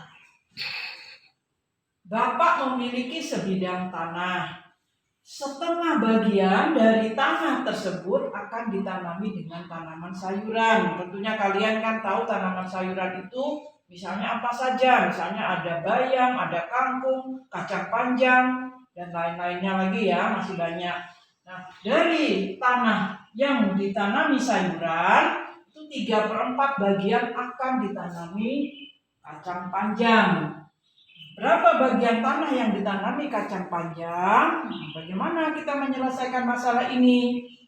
Nah, coba kalian perhatikan ya. Ibu akan memberikan bagaimana cara mudahnya ya. Nah, misalnya ini tanah Bapak ya. Satu bidang tanah. Nah, kemudian setengah bagian ya, ini setengah bagian itu akan ditanami sayuran. Nah, kemudian dari setengah bagian ini 3/4 bagiannya itu akan ditanami dengan tanaman kacang panjang. Nah, berapa bagian tanah yang akan ditanami kacang panjang dari sebidang tanah ini? Nah, jadi 3/4 dari setengah bagian ya itu akan ditanami kacang panjang. Nah, mungkin saya tuliskan ya 3/4 dari setengah bagian.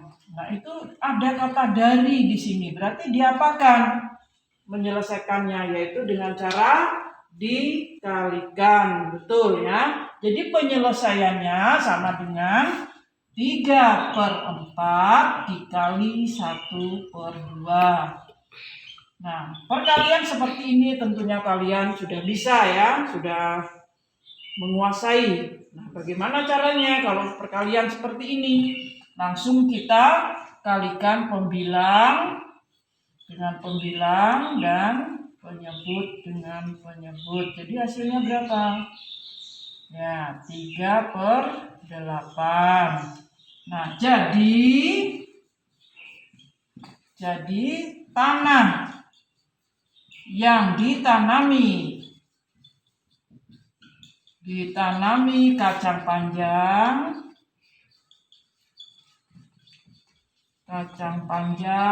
ada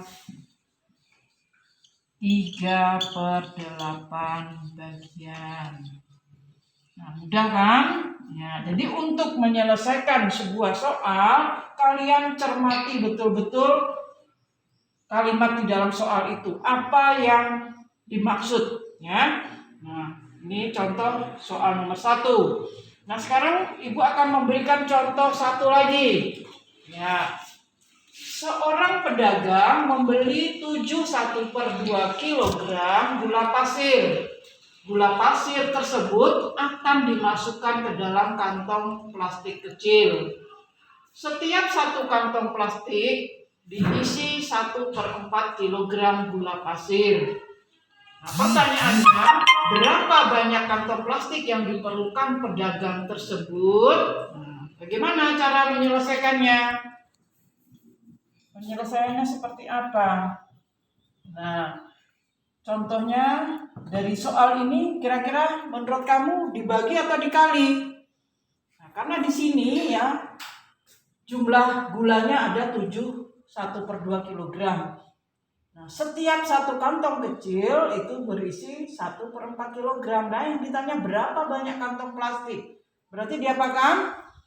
Ya, betul, yaitu dibagi. Nah, sekarang penyelesaiannya seperti ini ya. Jadi 7/1/2 dibagi 1/4 itu sama dengan berapa? Nah, kalau ada pecahan campuran di sini, di dalam pembagian ini harus kita jadikan pecahan biasa ya. Jadi 7/1/2 itu pecahan biasanya yaitu 15/2 dibagi 1/4 sama dengan titik-titik. Nah, di dalam pembagian itu caranya yaitu kita bisa diubah menjadi perkalian. Jadi 15/2 dikali kebalikan dari pembaginya, berarti 4/1. Nah, kemudian berapa? Nah, ini ada yang bisa disederhanakan, yaitu sama-sama antara 2 dan 4 sama-sama dibagi 2. 2 bagi 2, 1. 4 bagi 2, 2. Jadi tinggal kita mengalihkan 15/1 dikali 2/1 sama dengan 30/1 sama dengan 30 dibagi 1 sama dengan 30. Jadi banyak kantong plastik yang diperlukan. Banyak kantong plastik yang diperlukan pedagang. Nah, yang diperlukan pedagang ada 30 buah ya. Nah, bagaimana anak-anak? Tentunya sudah jelas ya.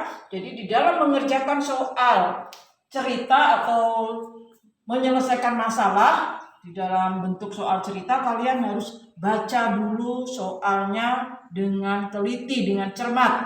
Baru kalian bisa menentukan caranya, apakah dikali atau dibagi. Ya. Kemudian kalau sudah tahu caranya dengan dikali dibagi, kalian ingat bagaimana menyelesaikannya harus benar, ya. Seperti yang sudah Ibu berikan pada minggu-minggu yang lalu. Nah, bagaimana anak-anak, sudah jelas ya? Nah, jadi nanti apabila ada yang kurang jelas, kalian bisa bertanya ya sama Ibu atau sama Bu Tere. Nah, untuk lebih supaya kalian memahami materi hari ini, coba kalian lihat, kalian kerjakan latihan soal dari buku Idaman Matematika, yaitu halaman 21 dan 22.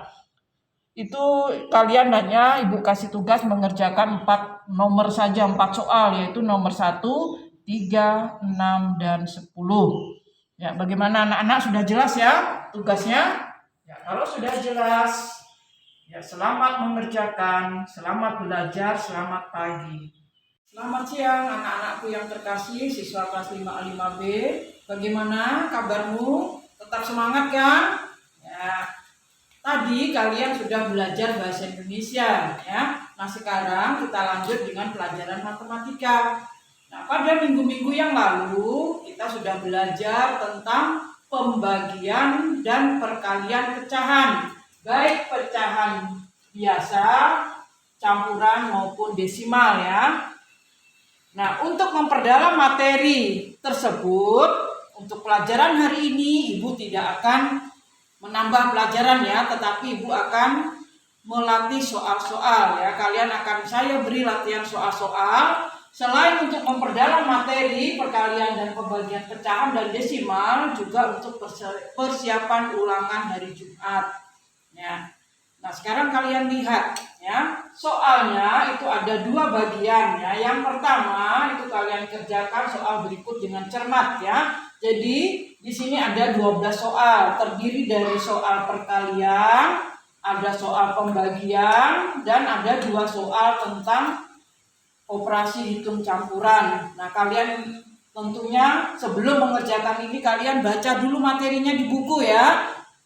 Supaya kalian ingat. Nah, untuk mengerjakan soal-soal ini, perhatikan harus sesuai dengan konsep yang Ibu berikan, kemudian juga harus ada caranya. Nah, kalau hasilnya itu nanti belum sederhana, kalian sederhanakan ya. Jadi hasilnya harus yang paling sederhana. Nah, setelah selesai bagian 1, kalian lanjutkan dengan bagian 2, yaitu selesaikan soal cerita berikut dengan tepat. Nah, sebelum mengerjakan, tolong dibaca soalnya dengan teliti ya, supaya kalian bisa menentukan penyelesaiannya seperti apa, apakah dengan perkalian atau pembagian ya. Di sini ada 2 soal, jadi kalian baca dengan teliti supaya kalian bisa menyelesaikan soal ini dengan tepat ya. Bagaimana soalnya? Sudah jelas ya tugas-tugasnya untuk hari ini. Nah, nanti kalau ada yang kurang jelas, kalian boleh bertanya ya, silahkan bertanya.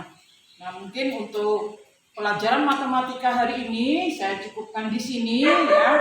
Selamat mengerjakan, selamat belajar. Ya, selamat siang. Selamat siang anak-anak. Bagaimana kabarmu hari ini? Kita bertemu lagi ya. Nah, untuk hari ini, hari Jumat tanggal 18 September 2020, kalian tadi sudah belajar PJOK, lalu sudah mengerjakan ulangan SPDP. Bagaimana, sudah selesai ya SPDP-nya? Nah, kalau sudah selesai segera dikirim ya. Nah, kemudian kita akan lanjutkan pelajaran matematika. Untuk pelajaran matematika kita masih melanjutkan pelajaran hari Rabu yang lalu, yaitu tentang perbandingan dua besaran yang berbeda. Nah, kalau hari Rabu yang lalu ya, kita sudah belajar tentang besaran waktu. Nah, sekarang kita akan lanjutkan besaran jarak ya. Nah, apa itu besaran? Jadi besaran adalah sesuatu yang dapat diukur, memiliki nilai dan satuan. Tentunya kalian masih ingat ya. Nah, kenapa jarak itu termasuk besaran? Karena jarak bisa diukur, memiliki nilai dan juga satuan. Contohnya, misalnya jarak antara papan tulis dengan meja belajar temanmu yang paling depan ya di dalam kelas. Nah, itu kalau diukur dengan menggunakan penggaris itu jaraknya sekitar 1,5 meter. Nah, jadi yang 1,5 meter itu disebut nilai, yang meter itu disebut sebagai satuan ya. Di sini meter itu sebagai satuan. Nah, itu menunjukkan bahwa jarak itu dikatakan atau termasuk sebagai besaran. Nah, sekarang kita akan belajar lebih lagi ya, lebih jelas lagi tentang satuan jarak. Jadi satuan jarak itu sama dengan satuan panjang. Untuk lebih memahami, perhatikan tangga jarak atau panjang berikut ini. Ya, ini bentuknya seperti tangga ya. Jadi yang paling atas itu dimulai dari kilometer yang disingkat dengan km, hektometer, dekameter, meter, desimeter, sentimeter, dan terakhir yang paling bawah yaitu milimeter. Saya yakin kalian kemarin di kelas 4 sudah juga belajar ya. Nah, apabila ya kita turun tangga, kalau turun satu tangga itu berarti dikali 10. Nah, sebaliknya kalau naik tangga, apabila naik satu tangga itu berarti dibagi dengan 10. Nah, sekarang untuk lebih jelasnya kita lihat contoh ya. Misalnya 1 kilometer itu berapa meter? Kita lihat dari kilometer ke meter itu berarti naik atau turun? Ya, betul, turun ya, turun tangga. Berapa tangga turunnya? Ya, 1, 2, 3. Berarti 1 kilometer itu sama dengan 1 dikali 10, karena 3 kali ya, berarti 10-nya 3 kali. Nah, berarti berapa ini? Ya, betul, berarti 1000. Jadi 1 kilometer itu sama dengan 1000 meter. Nah, sekarang kalau 1 desimeter berapa meter? Kita lihat lagi tangga jaraknya ya, dari desimeter ke meter. Berarti naik atau turun? Ya, betul, naiknya satu tangga. Berarti dibagi 10, berarti sama dengan 1 dibagi 10. Nah, kita jadikan pecahan desimal yaitu menjadi 0,1. Jadi 1 desimeter itu sama dengan 0,1 meter. Sekarang kita lanjut dengan 3 meter itu berapa sentimeter? Kita lihat meter ke sentimeter, berarti turun ya, turunnya ada 2 tangga, 1, 2, berarti dikali dengan, ya betul, dikali 100, berarti 3 kali 100, berarti 3 kali 100 sama dengan 300 cm, jadi 3 meter sama dengan 300 cm. Nah, sekarang kalau 500 desimeter berapa hektometer? Kita lihat naik atau turun? Dari desimeter ya ke hektometer. Nah, ternyata naik. Jadi kalau naik berarti dibagi berapa? Sesuai dengan anak tangga yang dilalui. Ya, berarti berapa? 1, 2, 3. Berarti dibagi 1000. Berarti sama dengan 500 dibagi 1000. Ya, di sini caranya menyelesaikannya. Di sini ada 2 nolnya, di sini kita coret juga 2 nolnya, jadi tinggal 5/10 berarti sama dengan 0,5. Ya, ini yang mudah. Bagaimana? Sudah jelas yang ini? Ya, kalau sudah jelas, ya kita lanjut dengan contoh yang lainnya. Nah, bagaimana bila ada soal nanti kamu temui berikut ini. 2 hektometer dikurang 50 meter itu sama dengan berapa meter? Nah, cara mengerjakannya bisa kita buat cara bersusun ya. Jadi 2 hektometer itu berapa meter? Kita lihat lagi. Hektometer ke meter berarti ada 1, 2. Turun 2 tangga berarti dikali 100. Ya, betul. 2 dikali 100 sama dengan, ya betul, 200. Ini sudah sama dari meter ke meter, jadi tinggal menuliskan saja. Nah, kemudian kita kurangkan, di sini 0. 0 dikurang 5 tidak bisa, berarti pinjam 1 di sini, berarti di sini tinggal 1, di sini 10. Berarti 5 dan 1. Nah, jadi 2 hektometer dikurang 50 meter itu sama dengan 150 meter. Ya, bagaimana? Jelas ya untuk yang soal ini. Nah, kita lanjutkan contoh soal berikutnya. Ya, 6,5 meter ditambah 15 cm. Hasilnya dalam bentuk milimeter. Nah, jadi caranya sama dengan yang di atas tadi. Kita susun ke bawah. 6,5 meter itu berapa milimeter? Kita lihat. Meter ke milimeter berarti turun ada 3 anak tangga yang dilalui. Berarti dikali 1000. Betul. Nah, 6,5 dikali 1000 sama dengan 6500. Kemudian 15 cm berapa milimeter? Nah, di sini berarti hanya turun 1 anak tangga, berarti dikali 10 ya. Betul, 15 kali 10 sama dengan 150. Nah, karena di sini dijumlahkan, kita tulis jumlah, kita jumlahkan 0, 5, 6, 6. Nah, jadi 6,5 meter ditambah 15 cm itu sama dengan 6.650 mm. Nah, bagaimana anak-anak yang terkasih? Tentunya kalian sudah semakin jelas ya. Tetapi nanti di antara kalian mungkin ada yang masih belum jelas. Boleh bertanya. Silakan ya, Ibu beri kesempatan. Nah, untuk memperdalam materi tentang satuan jarak atau satuan panjang ini, Ibu akan kasih tugas untuk kamu ya, yaitu latihan soal dari buku idaman matematika kelas 5 ya. Coba kamu buka bukumu halaman 30, kemudian kamu kerjakan bagian B nomor 1 sampai dengan nomor 10 ya, karena kalian masih ada ulangan sampai hari Sabtu. Jawaban yang kalian kerjakan nanti bisa dikirimkan paling lambat hari Senin tanggal 21 September 2020 sebelum jam 9. Kenapa? Karena jam 9 kalian sudah mulai pelajaran yang baru, yaitu tema 3. Ya, nah, bagaimana anak-anak, sudah jelas ya penjelasan saya dan tugasnya? Ya, untuk minggu depan kita akan lanjutkan dengan satuan volume. Ya, bagaimana? Sudah ya? Sudah jelas semuanya? Ya, selamat belajar, selamat siang. Selamat siang anak-anak. Bagaimana dengan pembelajaran yang pertama tadi? Kalian sudah belajar matematika. Sudah selesai tugas dari Putri? Kalau sudah, kita lanjutkan untuk pembelajaran kita selanjutnya, yaitu bahasa Indonesia. Ya. Coba perhatikan. Siang ini kita akan belajar tentang informasi penting dalam cerita pendek. Ya, kalian juga bisa buka buku PR temanya di halaman 58. Baik anak-anak, pokok cerita atau unsur-unsur cerita terdapat dalam cerita pendek. Jadi, dalam sebuah cerita seperti yang kalian sering baca, itu terdapat pokok-pokok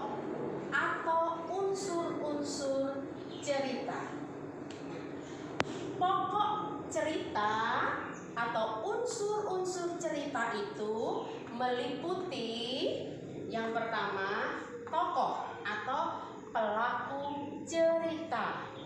Misalnya cerita itu berupa fabel atau binatang, berarti ada tokoh yang diceritakan dalam cerita itu. Ya. Yang kedua, latar. Latar itu ada latar tempat, ada latar waktu, dan ada latar suasana. Misalnya, latar tempat itu di mana cerita itu terjadi. Kemudian waktu itu kapan cerita itu terjadi. Mungkin bisa siang, bisa malam. Dan latar suasana. Suasananya bagaimana? Dari cerita itu atau sedih, atau senang, itu masuk dalam latar. Yang ketiga, tema. Tema itu gagasan pokok dalam cerita, ya. Terus yang keempat, amanat itu merupakan pesan atau nasihat dari pengarang. Dalam sebuah cerita itu pasti ada pesan yang akan disampaikan oleh pengarang kepada pembaca. Jadi supaya tahu pesannya itu apa, kalian harus membaca cerita itu dengan hikmat, dengan berulang kali supaya bisa menemukan makna atau pesan atau nasihat yang ingin disampaikan oleh pengarang kepada pembaca. Kemudian, pokok-pokok cerita tersebut saling berkaitan sehingga membentuk cerita yang padu. Nah, itu ya, saling berkaitan, ada hubungannya. Dalam sebuah cerita itu antara paragraf 1, mungkin paragraf 2 dan seterusnya itu ada kaitannya sehingga membentuk paragraf yang utuh. Jadi nanti bisa menemukan maknanya. Informasi cerita pendek dapat ditemukan dengan mengajukan pertanyaan apa, di mana, kapan, siapa, mengapa, dan bagaimana. Nah, itu ya. Jadi hari Senin, ingat ya, Ibu sudah memberikan materi tentang informasi pokok atau informasi penting.